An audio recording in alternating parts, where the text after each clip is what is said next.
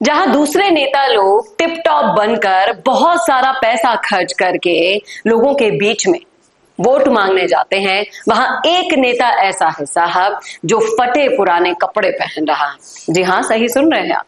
यकीन नहीं होता तो आपको स्क्रीन पर दिखाएंगे भी और बताएंगे कि नरेश मीणा का फोकस अभी कपड़ों पर नहीं है, कहीं और है। कहां है और सब कुछ आप डिटेल में जानने वाले हैं इस वीडियो में, इसलिए बने रहेगा आखिर तक हमारे साथ। नमस्कार, मैं हूं चेतना शर्मा। आप देखना शुरू कर चुके हैं संवाद भारत का, भारत के लिए, और इसे डिटेल में एक्सप्लेन करने के लिए मेरे साथ मौजूद है हमारे editor in chief Varun Bhansali ji. तो वरुण सर, जैसा कि हम स्क्रीन पर देख पा रहे हैं, नरेश मीणा की जो शर्ट है वो फटी हुई दिखाई दे रही है एक तरफ से। क्या ये चुनावी स्टंट है, चलाकर किया गया स्टंट है, या फिर असल में नरेश मीणा का ध्यान सिर्फ और सिर्फ अभी चुनाव पर है, चुनाव जीतने पर है, और कैसे अंता की जनता उन्हें समर्थन दे उस पर है? देखिए, समझने वाली बात यह है कि मान लेते हैं ये जो फटी हुई शर्ट है, ये फटी हुई शर्ट कहीं ना कहीं नरेश मीणा से भूल चूक से हो गई है, उन्होंने ध्यान नहीं दिया है, वो इलेक्शन में इतने व्यस्त हैं कि पता नहीं चला है, ये माना जा सकता है। लेकिन नरेश मीणा ने जो नंगे पैर चलने की कसम खाई है, वो नंगे पैर तो जानबूझकर ही नहीं चल रहे हैं ना।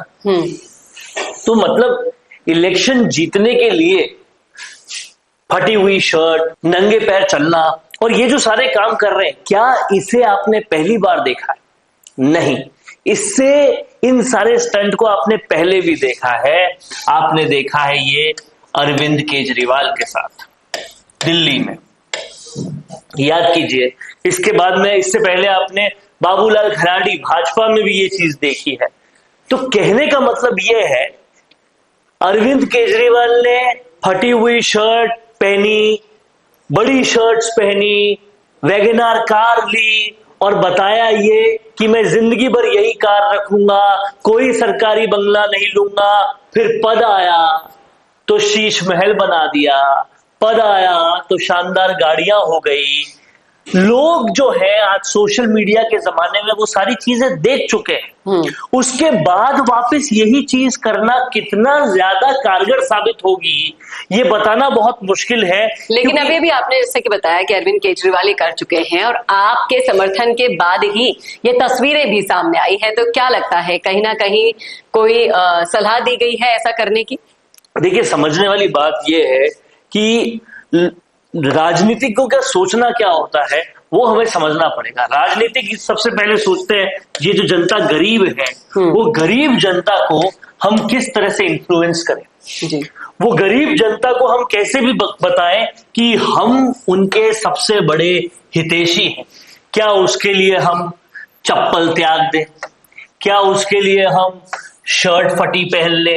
ये सारी चीजें जो गरीब जनता को कहीं ना कहीं रिझाने के लिए कि हम ही आपके हितैषी हैं, क्या ये अब चल पाएगा जब 70 साल से गरीबी हटाएंगे हटाएंगे हटाएंगे करके वोट लेती रही कांग्रेस या और पार्टियां भी, लेकिन गरीबी ज्यों की त्यों है? क्या अब इन स्टंट्स पे लोग कहीं ना कहीं भरोसा कर पाएंगे? ये वाकई सोचने वाली बात है। और लोग अगर इन स्टंट्स पे भरोसा नहीं करेंगे तो क्या नरेश मीणा का इस वक्त ये करना उनके लिए उल्टा तो नहीं पड़ जाएगा? भरोसा तो हो रहा है कहीं ना कहीं, क्योंकि कुछ वीडियोस जो हमारे सामने आ रहे हैं भाया के अगेंस्ट, जो जनता विरोध कर रही है, भाया जहां जा रहे हैं वहां की जनता उन्हें भगा रही है। तो आपको नहीं लगता कि ये कहीं ना कहीं लोगों पर असर डाल रहा है? देखिए, आप इस बात को समझिए, भाया को भगाने वाले वीडियोस बिल्कुल सही हैं, इसमें कोई दो राय नहीं है। नरेश मीणा को जन समर्थन भी मिल रहा है, इसमें भी कोई दो राय नहीं है। लेकिन यहाँ सोचने वाली बात यह है कि इस बात को सोचकर नरेश मीणा के समर्थक बहुत अगर खुश हो जाए कि जन समर्थन मिल रहा है अब तो जीत ही जाएंगे, भाया का विरोध हो रहा है अब तो जीत ही जाएंगे, तो खुश नहीं होना चाहिए। इसकी बजाय कुछ चीजों को समझना चाहिए उन्हें, और क्या चीजें हैं जो समझनी चाहिए उसको एक बार समझते हैं।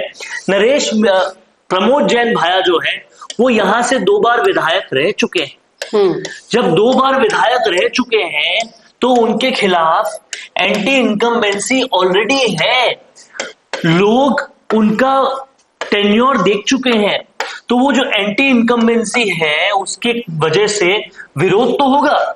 और ये जो एंटी इनकम्बेंसी है ये विरोध दे के जाती है, इसमें कोई दो राय नहीं है। लेकिन ये विरोध नरेश मीणा के पक्ष में जाएगा, ये कहना भी मुश्किल है। और दूसरी बात ये है कि जितने लोगों के आप वीडियो देख रहे हैं, क्या वो सारे वोटर हैं? क्या वो वोटर भी है जो प्रमोद जैन भाया के विकास से खुश है? तो वो पूरी संख्या नहीं है। इसीलिए सिर्फ ये देखने से कि लोग प्रमोद जैन भाया का विरोध कर रहे हैं, ये साबित नहीं हो जाता कि नरेश मीणा जीत ही रहे हैं। लेकिन इन सब के बीच में एक तरफ आप भाया है और एक तरफ आप नरेश मीणा को देख पा रहे हैं, लेकिन इनके बीच में क्या लगता है आपको, फायदा सुमन ले जाएंगे? क्योंकि सुमन अभी सोशल मीडिया पर बहुत ही ज्यादा शांत दिखाई दे रहे हैं। कुछ आप वीडियोस देखेंगे, एक दो इंटरव्यूज आपको चैनल पर मिल जाएंगे, उसमें भी बातचीत होगी बीजेपी की, वसुंधरा राजे की।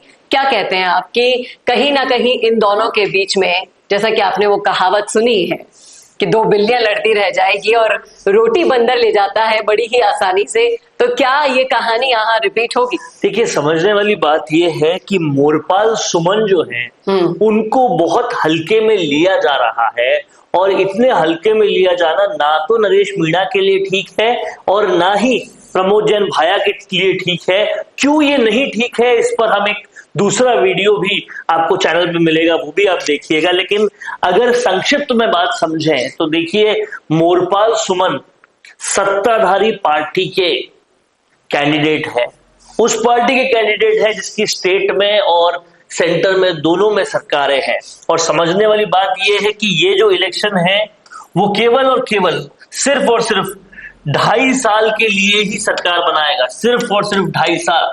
तो 2.5 साल में विकास कौन करवा पाएगा, अंत में सड़कें कौन बनवा पाएगा?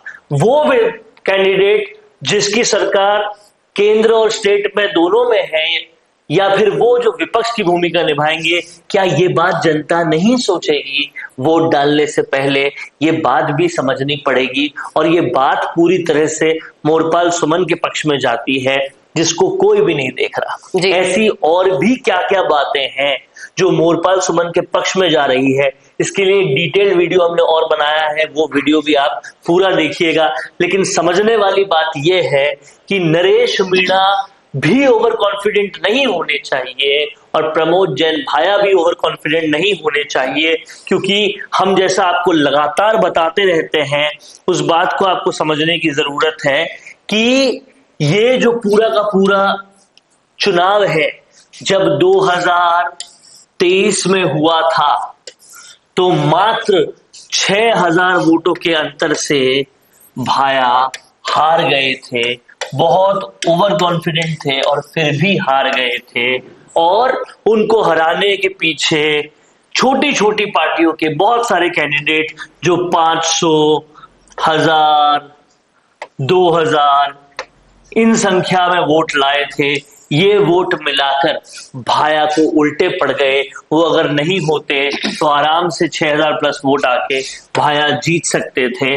और इस बार ऐसे 20 और कैंडिडेट्स खड़े हुए हैं जिसके बारे में समझना पड़ेगा, और इतना हल्के में चुनाव को नहीं ले जाना चाहिए। हमने आपको पहले भी एक वीडियो दिखाया था जिसमें हमने पूरी गणित समझाई थी कि क्यों एक एक वोट कीमती है, भारी पड़ सकता है भाया को भी और नरेश मीणा को भी। ये उन्हें बहुत तरीके से समझना पड़ेगा। हालांकि इस चुनाव में बहुत सारी ऐसी चीजें हो रही है जो कहीं ना कहीं बहुत दिक्कत देने वाली है, और शायद ये सारी चीजें जो है वो लोगों को पता नहीं है कि वो क्या क्या कर रही है, लेकिन वो सारी चीजें समझनी पड़ेगी, नहीं तो कहीं ना कहीं बहुत सारी दिक्कतें सामने आ सकती है। उन चीजों में ये भी है कि अभी प्रचार में कौन कौन आ रहा है, किस किस की हेल्प मिल रही है। वसुंधरा राजे, सचिन पायलट क्यों नहीं आ रहे हैं, अशोक गहलोत अभी तक क्यों नहीं पहुंचे हैं। अब ये स्टंट अरविंद केजरीवाल से प्रभावित होकर किया गया है,